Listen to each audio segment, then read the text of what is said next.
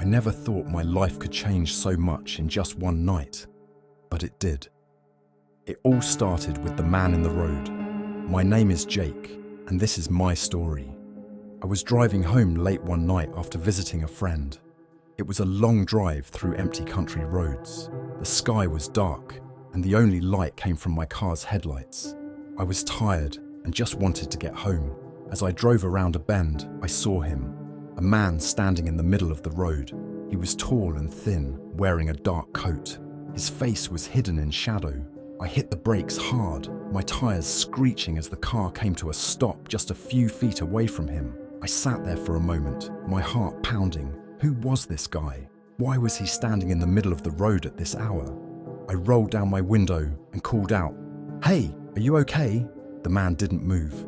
He just stood there, staring at me. I felt a chill run down my spine. Something about him wasn't right. I considered driving around him, but the road was too narrow. "Do you need help?" I asked again, louder this time. Still, he didn't respond.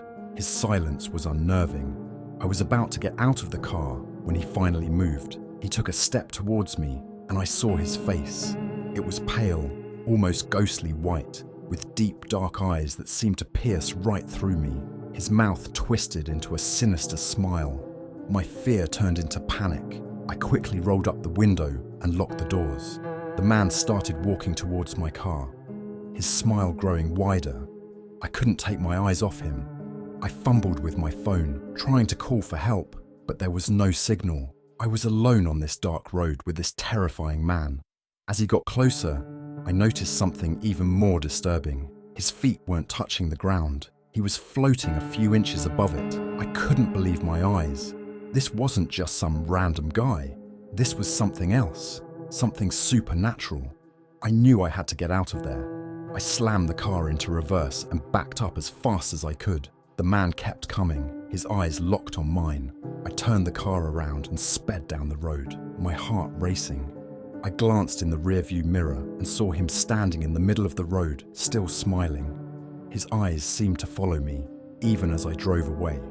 I didn't stop until I reached a small gas station a few miles down the road. I pulled into the parking lot, my hands shaking. I got out of the car and went inside. The clerk looked up and saw the fear in my eyes. "Are you okay?" he asked. I shook my head. "There's a man on the road," I said, my voice trembling. He's not normal." The clerk frowned. "What do you mean?" I told him everything. About the man, his pale face, his floating feet. The clerk listened, his expression growing more serious. "You're not the first person to see him," he said when I finished. "What?" I asked, confused. "That road has a history," he explained. "They say a man died there years ago, hit by a car. His spirit haunts the road, looking for revenge." I felt a cold chill run down my spine. "So what do I do?" I asked. The clerk shook his head. "There's not much you can do. Just be careful. Don't stop if you see him again." I thanked him and got back in my car. The drive home was nerve-wracking. Every shadow, every flicker of light made me jump, but I didn't see the man again that night. For weeks, I couldn't get the image of his face out of my mind. I had nightmares about him, standing in the road, staring at me with those dark eyes. I avoided that road as much as I could, but one night, I had no choice. I had to take that road to get home. I was nervous, but I told myself it would be okay. It was just a ghost story, right? As I drove down the road, I kept my eyes peeled for any sign of him. The road was empty, just like before. I started to relax, thinking maybe it was all in my head. Then I saw him, the same man, standing in the middle of the road, smiling at me. My heart pounded in my chest. I didn't stop this time. I sped up, hoping to drive past him. But as I got closer, he disappeared, just vanished into thin air. I drove home as fast as I could, my mind racing. What did he want? Why was he haunting me?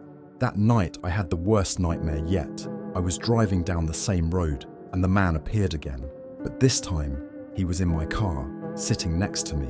He turned to me, his dark eyes filled with malice, and said, "You're next." I woke up in a cold sweat, my heart pounding. I knew I had to do something. I couldn't live like this, always afraid. I decided to go back to the gas station and talk to the clerk again. When I got there, the clerk looked surprised to see me. "You again?" he said. "I need to know more," I said. "About the man. How do I get rid of him?" The clerk sighed. "It's not easy," he said. "Some say you have to find out what he wants, help him find peace." "How do I do that?" I asked. The clerk shrugged. "I don't know. Maybe find out who he was. What happened to him?" I nodded, determined. I had to try. I went to the local library and started looking up old newspapers. It took hours, but I finally found something. An article about a man who died on that road years ago. His name was Peter. He was hit by a car and died instantly. The driver never stopped. I felt a pang of guilt. Was that why he was haunting the road? Because he wanted justice? I decided to go back to the spot where I first saw him. Maybe if I talked to him, I could help him find peace. It was a long shot, but I had to try. I drove to the bend in the road and parked my car. I got out and stood there, waiting. The night was silent, except for the sound of the wind rustling the trees. I called out, "Peter, are you here?" For a moment, there was nothing. Then, I saw him. He appeared out of the darkness, floating towards me. His eyes were still filled with anger, but there was something else too. Sadness. "I know what happened to you," I said, my voice shaking. "I'm sorry. I want to help you." He stopped a few feet away from me, his expression unreadable. "You can't help me," he said, his voice echoing in the night. "Maybe I can," I said. "What do you want?" "I want justice," he said, his eyes burning with rage. "I want the person who did this to me to pay. I can try to find them," I said, "but you have to let me go." He stared at me for a long moment, then nodded. "Find them," he said, "and I'll leave you alone." I spent the next few days looking into old records, trying to find any clue about the driver who hit Peter. It wasn't easy, but I finally found something. An old police report with a license plate number. The car was registered to a man named Tom. He lived in a nearby town. I drove to Tom's house, my heart pounding. What would I say to him? How would I explain this? When I got there, I took a deep breath and knocked on the door. An old man answered, his eyes wary. "Can I help you?" he asked. "Are you Tom?" I asked. He nodded. "Yes. Who are you?" I took a deep breath. "My name is Jake. I know what you did years ago. On that road, you hit a man and left him to die." Tom's eyes widened in shock. "How do you know about that?" he asked, his voice trembling. "It doesn't matter," I said. "You need to make it right." Tom looked down, tears in his eyes. "I've regretted it every day," he said. "I was young and scared. I didn't know what to do." "Peter deserves justice," I said. "You need to turn yourself in." Tom nodded, his shoulders slumping. "You're right," he said. "I'll do it." He went to the police the next day and confessed. It made the news, and Peter's family finally got some closure. That night, I drove back to the spot where I first saw Peter.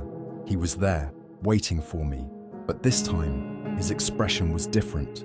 Peaceful. "Thank you," he said. "I can rest now." Before I could say anything, he vanished. I stood there for a long time, feeling a weight lift off my shoulders. I never saw Peter again. The nightmares stopped, and I was finally able to move on. But I'll never forget the man in the road and the night that changed my life forever.